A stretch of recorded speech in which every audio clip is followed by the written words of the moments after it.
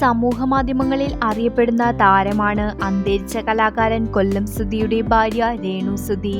Reel വീഡിയോകളിലൂടെയും മോഡലിംഗിലൂടെയും short ഫിലിമുകളിലൂടെയുമെല്ലാം സജീവമാണ് രേണു ഇപ്പോൾ വിവാഹവേഷത്തിൽ അമ്പലനടയിൽ നിൽക്കുന്ന രേണുവിന്റെ വീഡിയോ സോഷ്യൽ മീഡിയയിൽ ശ്രദ്ധയാകർഷിക്കുകയാണ്.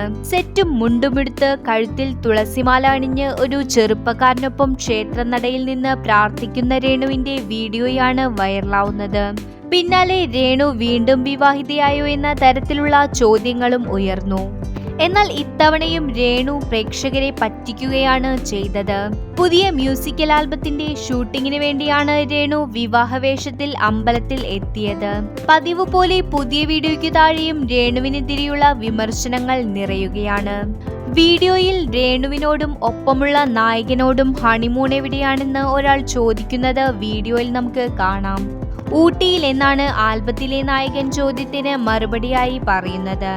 അടുത്തിടെ ദാസേട്ടൻ കോഴിക്കോട് എന്നയാൾക്കൊപ്പമുള്ള ആൽബത്തിനെതിരെയും വലിയ തോതിൽ സൈബർ ആക്രമണം രേണു നേരിട്ടിരുന്നു. 2023 വാഹനാപകടത്തിൽ കൊല്ലം സുധി മരിച്ചത്. സുധി മരിച്ച് 1 വർഷത്തോളം കഴിഞ്ഞതിനു ശേഷമാണ് ഫോട്ടോഷൂട്ടും റീലുകളുമായി രേണു സോഷ്യൽ മീഡിയയിൽ സജീവമായത്.